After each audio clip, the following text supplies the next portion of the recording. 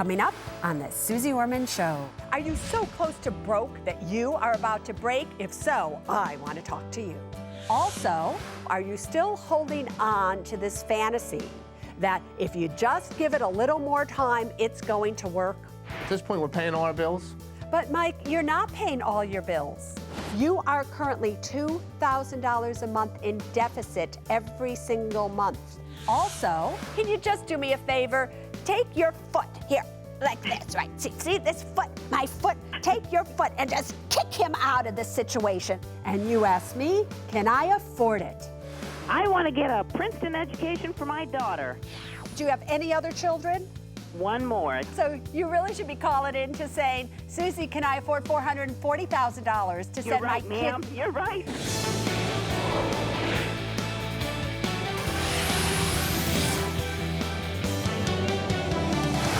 Hi, everybody. I'm Suze Orman, and you are watching the Suze Orman Show.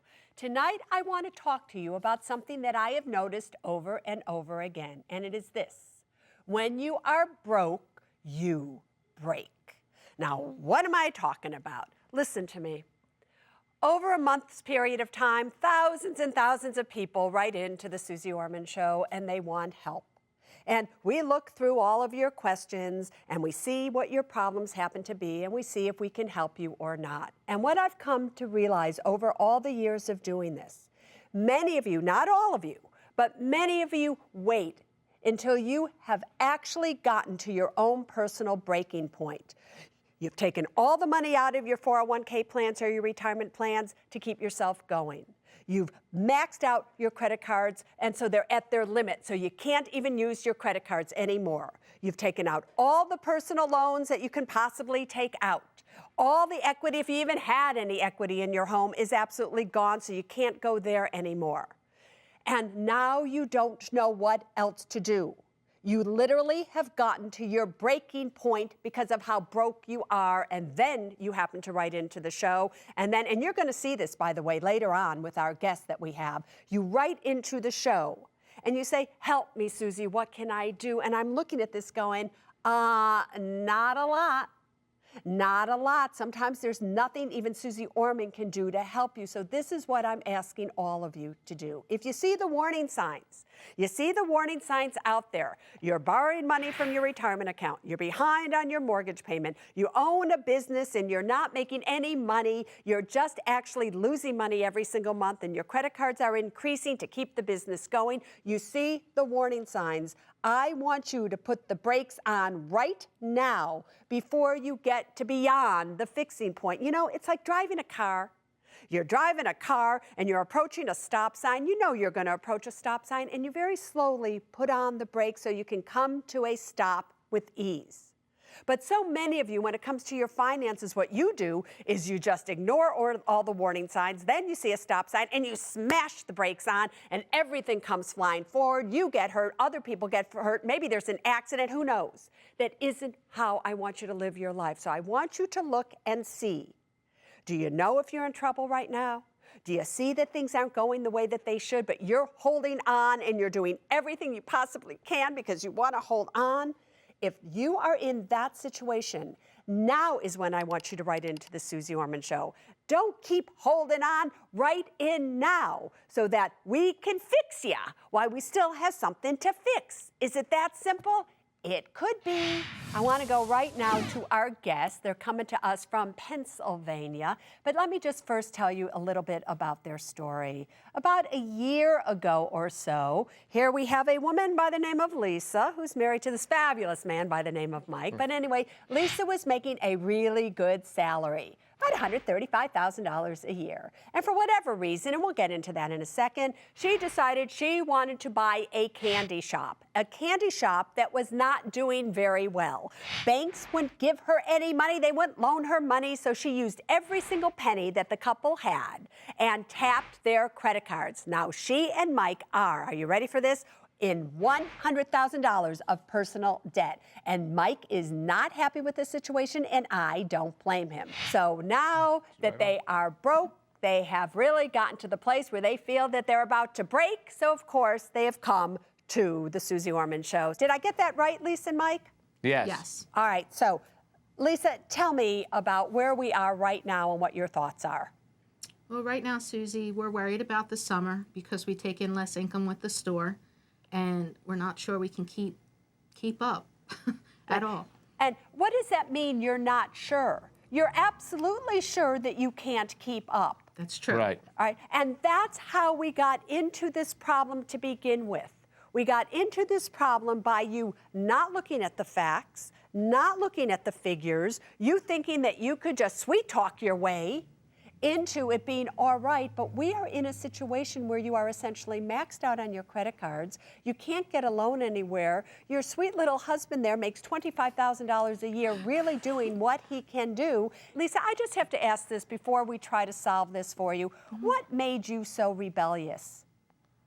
I spent a long time working a lot of hours, 24/7 on call. I slept with the cell phone under my pillow, was out in the middle of the night running to work all day long, worked 36-hour shifts, and just had that stress building up for so long. I guess I felt like this was my time to be entitled to something. Be entitled, and you did it right at the time when the economy was crashing. Yes. You had a $135,000 a year job that paid health benefits, everything else. And you decide to tell your company, because they start to lay off people, they haven't laid you off yet, I'll take my early severance of $35,000 and I'm gonna start a candy store. Had you ever wanted to do a business prior to that?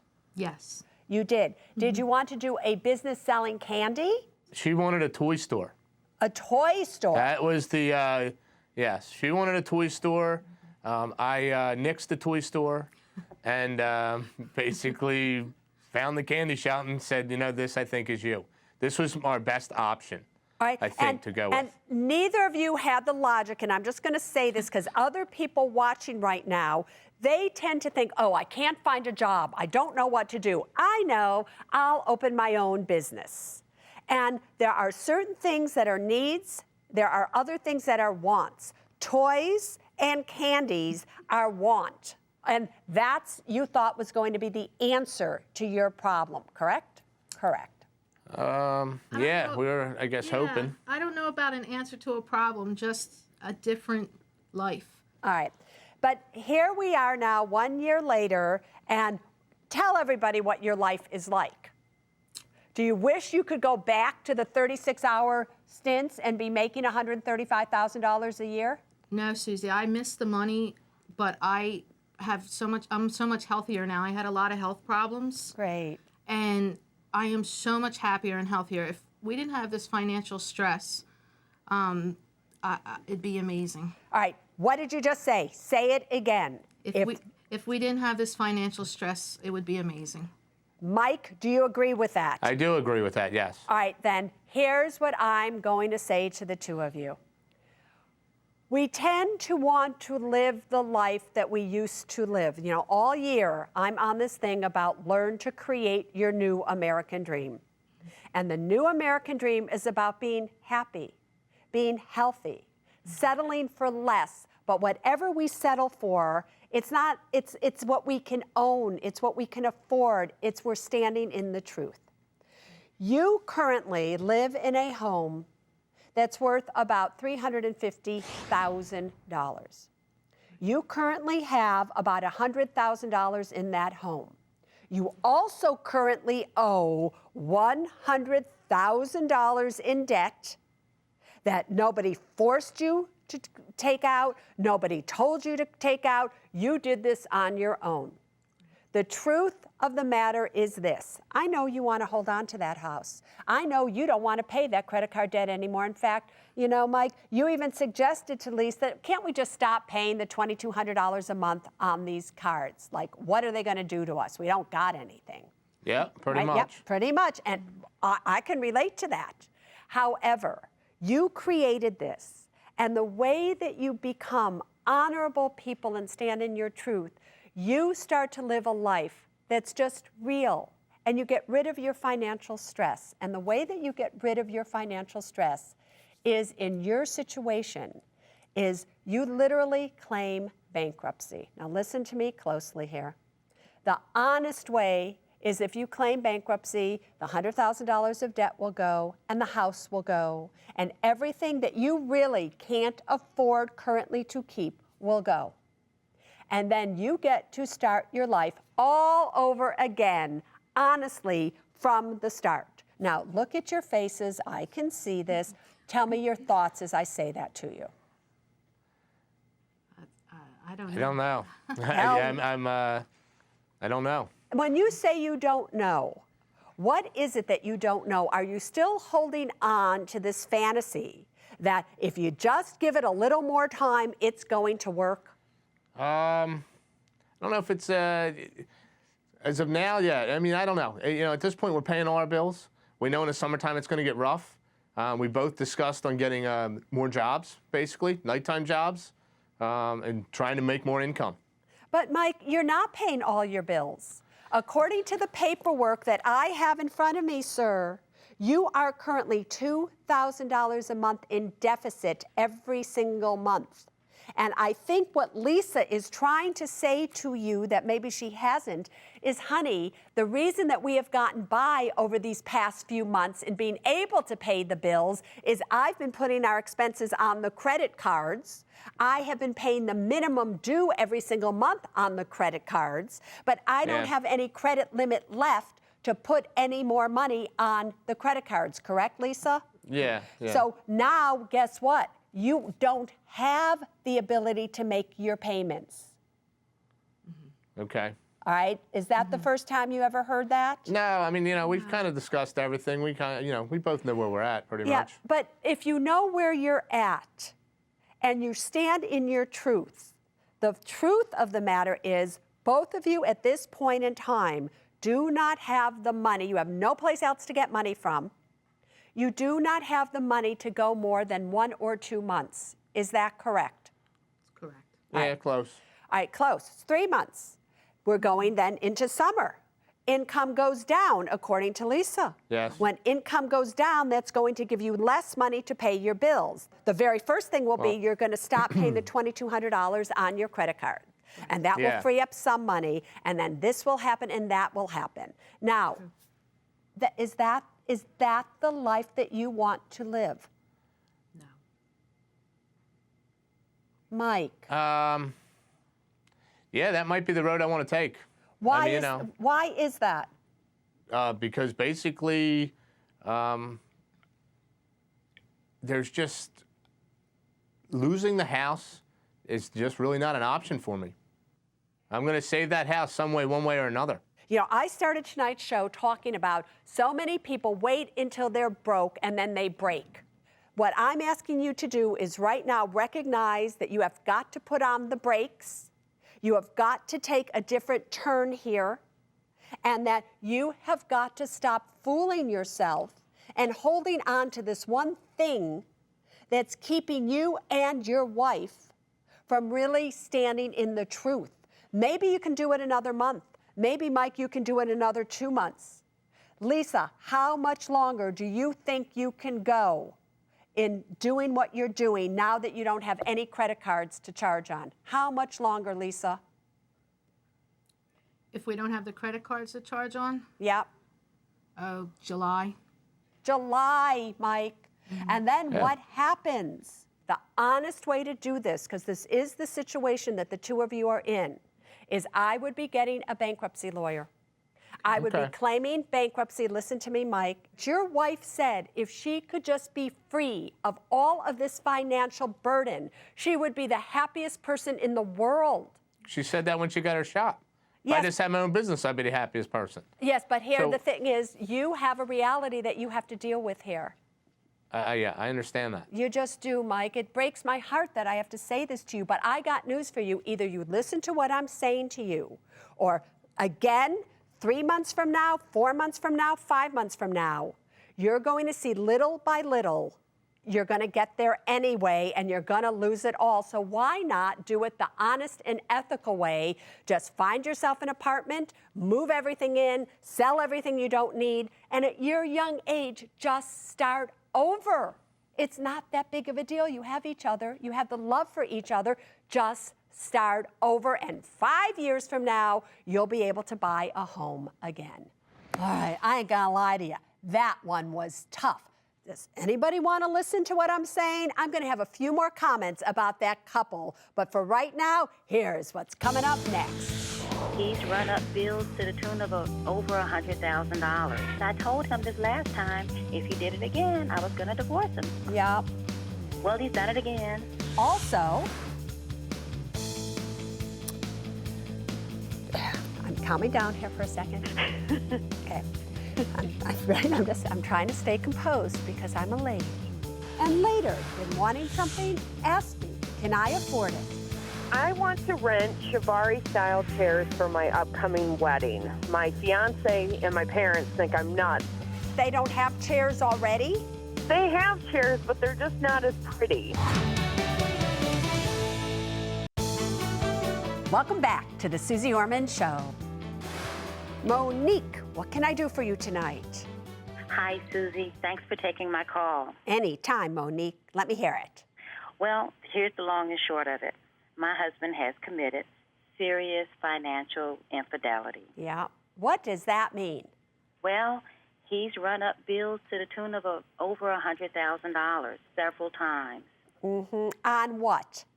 Electronics, he's a, electronic geek, just buying stuff over and over again. So these are all things that you actually have seen in the house. Because, first when you said that, I'm like, oh my God, he's running up this as he's taking out other women and he's doing this with other women. So, but he's cheating on you with your bill, bucks, and pennies, correct? Yes. All right, got it. All right, so yes, keep going. Well, every time I found out about it, I've stepped in and helped him pay it off. I try to be a good wife and everything, stand by your man and all of that. Well, but I told him this last time, if he did it again, I was going to divorce him because I'm getting close to retirement. I just can't do it anymore. Yep. Well, he's done it again. Mm-hmm. And let me ask you this, my dear Monique. How much money do you make a year? Well, I make over $100,000. And how much does he make a year? Around 75. All right, so that's good because in case of a divorce, right, who's going to pay who for what? Because you've been married to him for how long now? About 15 years. All right, 15 years. So that's long enough to say we're going to be dividing the retirement accounts, we're going to be dividing this and dividing that. Are you prepared for that? Yes, I am. All right. Why then are you calling in? What is it that you want to know from me? Well, I told him if he did it again, I would divorce him. Yes. And I really was moving in that direction, but I do love my husband and I want to stay with him. Mm-hmm. So here's my question. Is there a way for me to stay with him and separate our finances completely so that I can sleep at night? Yeah, why don't you divorce him and just live with him? That's what I was thinking about doing. And I'm very serious about that. So just say, all right, from this point on, I still love you. I don't know why I love you, but I love you. And so here's what we're going to do. We are going to get a divorce. Now, here's the good thing about doing that. If you get a divorce under great circumstances like that, he's not going to come after you. You're not going to go after him. And make the divorce in such a way that everything he has is his, everything that you have is yours. So everything is just divided that way, and that's how it is. Melinda, you have a question for me. Yes, oh my gosh, I can't believe I'm talking to you. It's me, Melinda. Is it really you? My It's husband me. and I love your show. We're learning so much. Oh, thank you. We actually inherited $200,000 in U.S. Treasury bonds from Yes. my aunt that passed away, and Yes. they have some really great interest rates. Our plan is to use them to pay off our mortgage and our home equity line before my husband retires. Our financial advisor, he's encouraging us to sell $100,000 of it and invest in mutual funds because he says the market value of the bonds is decreasing faster than expected. He's confident we'll end up with more money this way by the maturity date. We're not sure what to do. Let me ask you something, Melinda. Okay. This is your money. You inherited. You said to me that it was paying you a great interest rate. What interest rate? How much? 100,000 of it is paying 9%, and the other 100,000 is paying 8.125. I'm calming down here for a second. Okay. I'm trying to stay composed because I'm a lady. Do you really think that this financial advisor can guarantee you 8 or 9% on your money year in and year out. Aren't you happy that you're making 8 or 9% on your money? You don't have to think about it. You know, of course, they're going down in value as interest rates go up, but when they mature, you're going to get all your money. It's not like you're selling it and you're trading bonds out there. So can you just do me a favor? Take your foot here, like this, right? See this foot, my foot? Take your foot and just kick him out of the situation. That's what I would do. 8 or 9%, and he wants her to sell these things so he can put it in mutual funds. By the way, everybody out there, do you know what a financial advisor makes on mutual funds? On $100,000, he will make about $5,000. Are you kidding me? Up next, you can't afford to miss. Can I afford it? I want to buy season tickets to the Redskins. This one's easy. Also, I would like to buy a collection of props from the film Jurassic Park. of course you do. What do you want to do? You want to put it in your bedroom so every morning when you wake up you can see it first thing, right? That's correct. What do you want to buy? Season tickets to the Redskins. Princeton education for my daughter. Props from the film Jurassic Park. Here we go to the favorite segment of the Suze Orman Show. This is where you call in, you tell me what it is that you want to buy. I ask you a few questions, and oh yes, I tell you if you can afford it or not. Let's go for it. Marcellus, what do you want to buy? Hey, Susie, thanks for having me on the show. Excited to be talking to you. Anytime. What do you want to buy? I want to buy season tickets to the Redskins football team. For $1,500, and you know, do you know that I'm a sports fanatic? Do you know even on the NBA, I have the little thing on my iPhone so that I can watch games no matter where I happen to be on my iPhone. So I love sports, but the question is, can you afford it? You show me the money.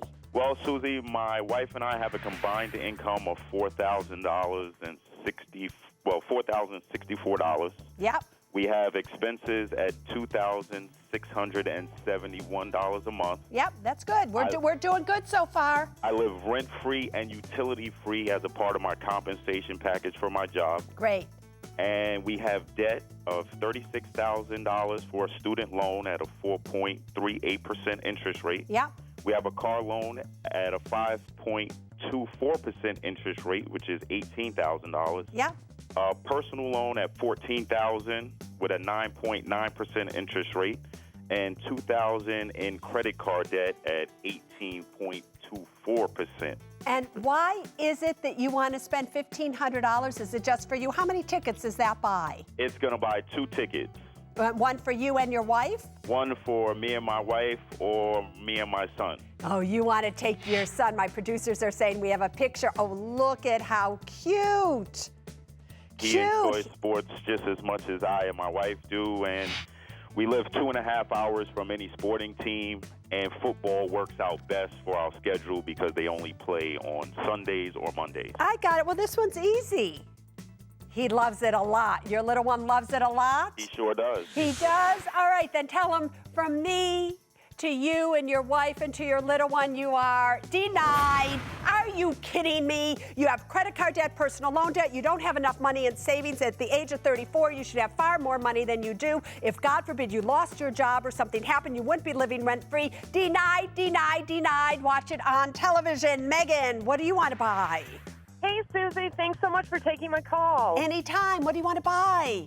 I want to rent Chiavari-style chairs for my upcoming wedding. My fiance and my parents think I'm nuts, but I think it's going to look really aesthetically pleasing to my guests. And the place that you're renting, they don't have chairs already?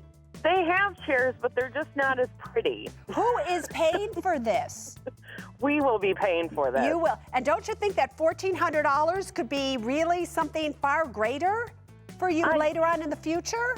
Yeah, my fiance thinks so, but I think it's, you do this once and you'll remember it forever. Oh, so you will. Will you show me the money, girlfriend? All right, well, we have $8,272 a month combined in income. Our expenses are $4,811 a month. 2 thumbs up so far, 2 thumbs up.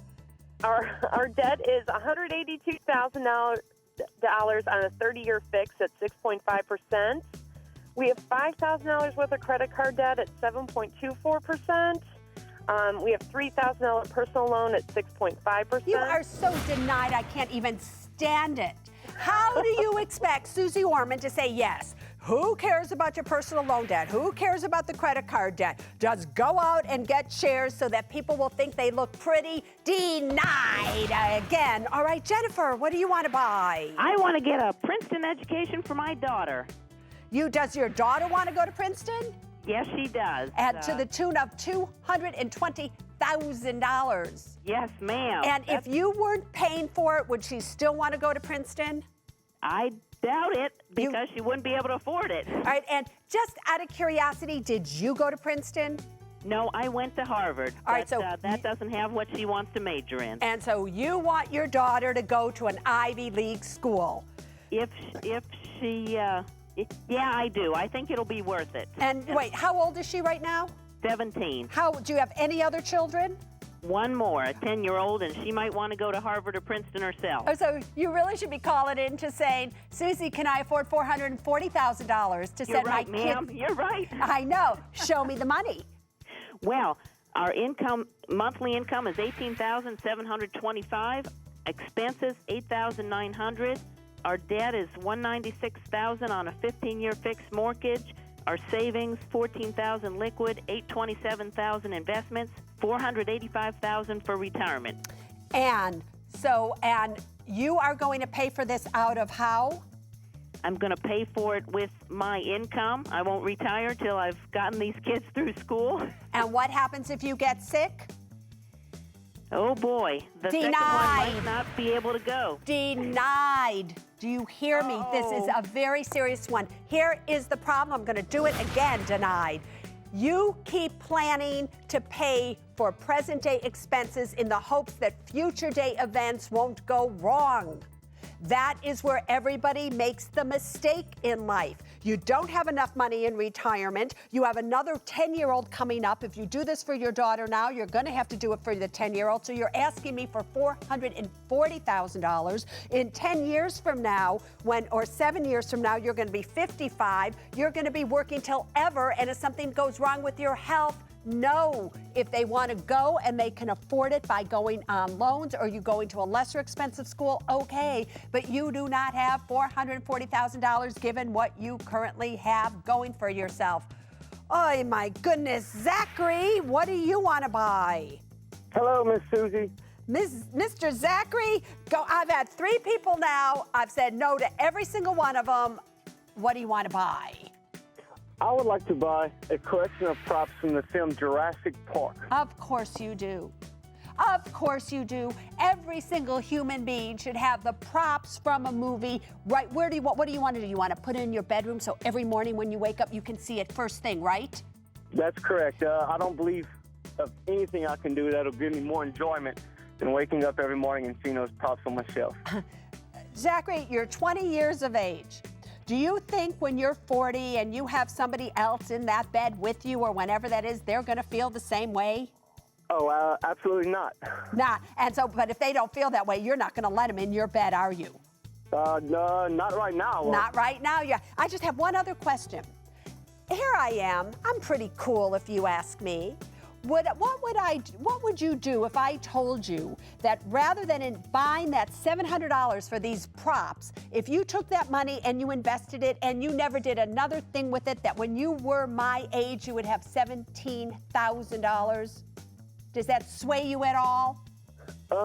Yeah, it sure does, but I believe that in the future I will get another $700 that I could put towards that. Oh, you do you? Zachary, you show me the money. Alrighty. Every month I bring in $2,800. I have $1,934 in expenses, including rent. I have a $6,000 car loan. In savings, I have $9,000 liquid, $4,000 investments, and I have not started on retirement yet. And how are you going to pay for this? from my savings. All right. Now, do you know the rule of thumb here? If we go from $9,000 down to essentially $8,000 of liquid money, Suze Orman always says you need an 8-month emergency fund. You have expenses that, are more than what you have saved. Do you not? Yes, ma'am. Yeah, no, denied. Listen to me, Zachary. You will love me one day.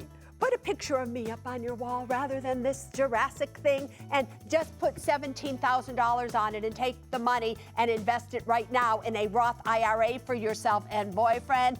I promise you, a few years from now, you'll look back at this and you'll go, what was I thinking? Want to be part of the Can I Afford It segment?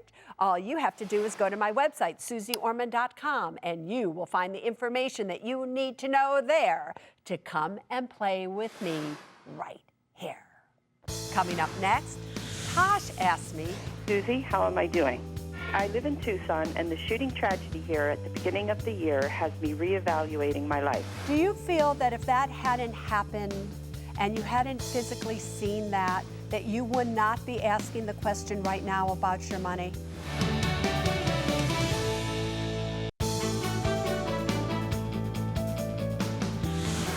Welcome back, everybody. Are you just kind of wondering how you're doing?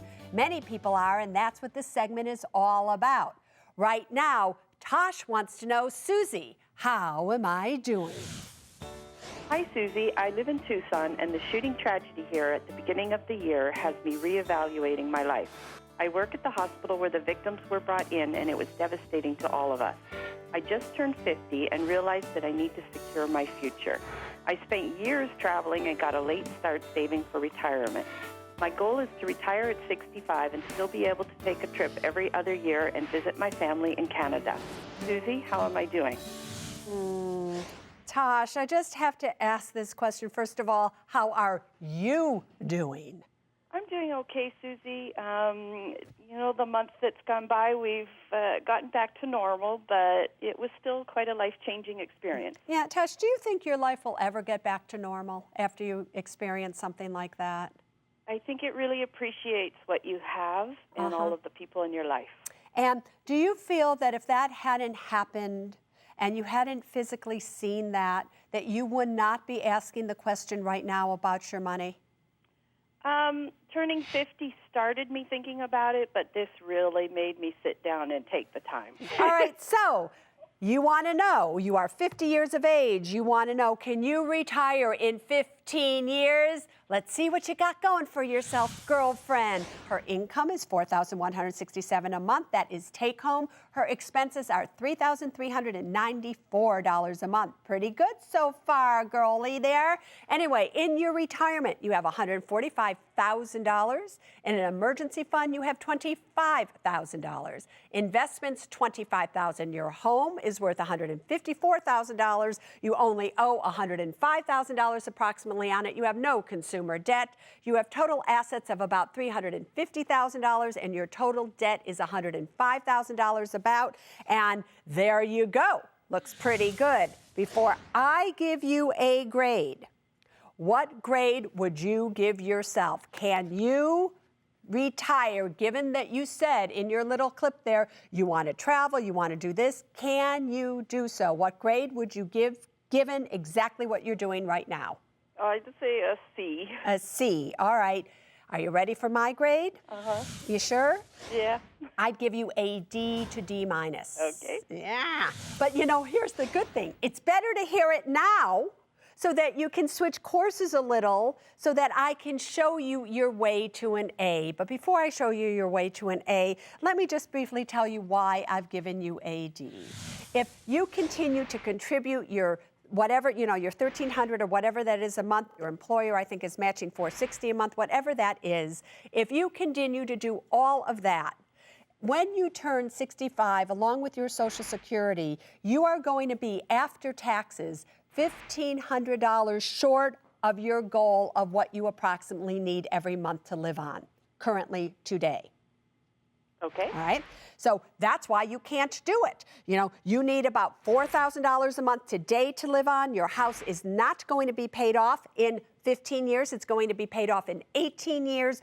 As you get older, expenses increase. So you are cutting it way too short. Here's what I would do if I were you. The one thing that we do not know in the future, everybody listen to me now, because there is something that all of you can get from these How Am I Doing segments. The one thing that we cannot know in the future is what is your tax bracket going to be?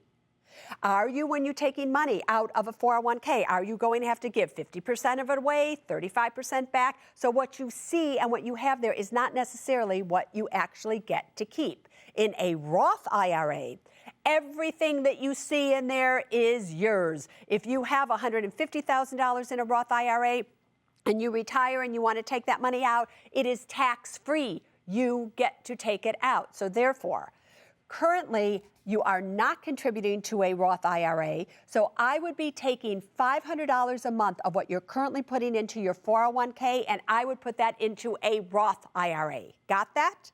Yep. So that you can start to accumulate it that way. Next, as I've been saying over and over again, I would not be retiring at 65. I would change how I think about things. I would change my retirement date to be either 67 or 70. If you just wait till 67 or 70, your Social Security will be so much above and beyond what you would be getting at 62, 63, and so forth, I can't even tell you. So if you could postpone your retirement date till at least 67 or 70, you then would be making sure that your home would be owned outright by that period of time, and because that's the schedule that you're on right now, you increase and you max out your Roth IRA contributions, but you need to save more than what you are saving. If you just do those few little things, postpone for just another 2, 3, 4 years, it's not a big deal, then you can live the life that you deserve. Next, I tackle trending topics in Ask Suze. I'm finding that I'm wanting to fire my financial planner. We all know that I don't like financial planners, many of them. However,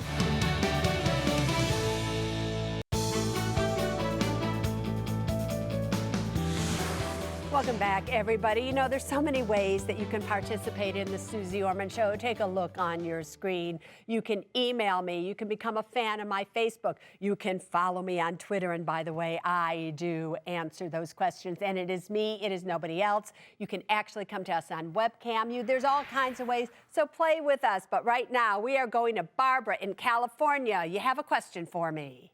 Well, I'm finding that I'm wanting to fire my financial planner. How come? Well, I've been with this person about 10 years, but it seems that ever since the market kind of took the downturn, that he's been unresponsive when I send an email, which is, you know, only a couple times a year type of thing.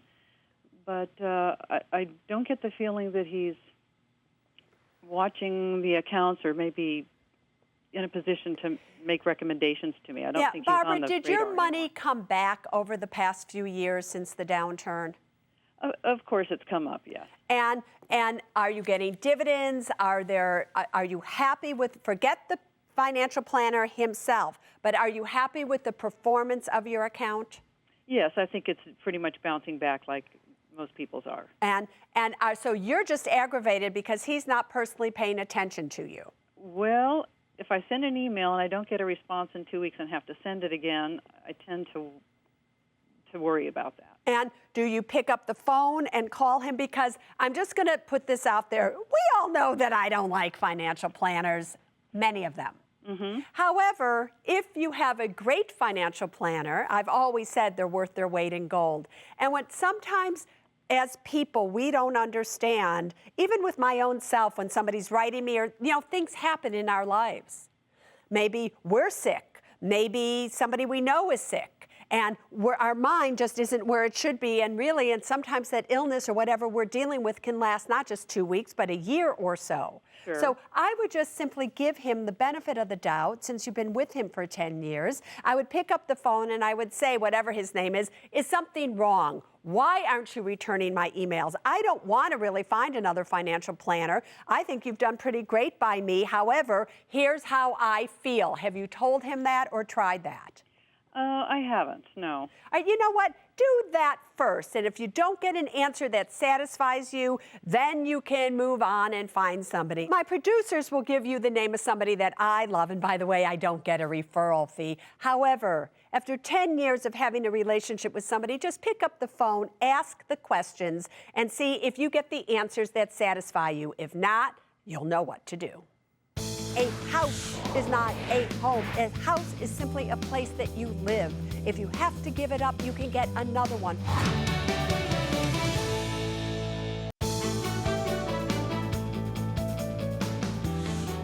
Welcome back, everybody. Before I wrap up tonight's show, I just have to make a few comments on Mike and Lisa. They were our guests earlier tonight about the things that Mike refused to want to believe that I was saying to him. So please listen to me now. Here's the thing, everybody. I get very well that all of you are in situations out there, not all of you, but many of you are in situations where you just don't want to believe it. You want to think that you are these super financial heroes and that you can change anything. And if you just hold on longer, you'll be okay. And I'm here to tell you that may be true, but most likely it is not true. Mike is a perfect example of a good human being, but somebody who refuses to see what is right before him. The writing is there. Lisa saw it, but Mike refuses to believe that he's going to have to give up his home. Losing the house is just really not an option for me. I'm going to save that house some way, one way or another. Listen, a house is not a home. I've said it over and over again. A house is simply a place that you live. If you have to give it up, you can get another one, whether it's an apartment or whatever. But I rather live a life where I was honest and I could afford what I had versus living a financial lie and everybody else thinks everything is good and yet I don't have the money to keep it. Sooner or later, the truth will catch up to you. So you have got to be people, literally, that are willing to stand in the truth, face the truth, do what it takes to make the truth a reality in your life, and everything will change from that point on. Now you know. Here's what else you need to know. That brings us to the end of this week's version of the Suze Orman Show, but there's always next Saturday night and the Saturday after that, and I hope that you come every single Saturday night. I call it Date Night with Suze. What better is there to do than to be with me? But until next Saturday, there's only one thing that I want you to remember, and it's this: people first, then money, then things. Hear that, Mike? Now you stay safe.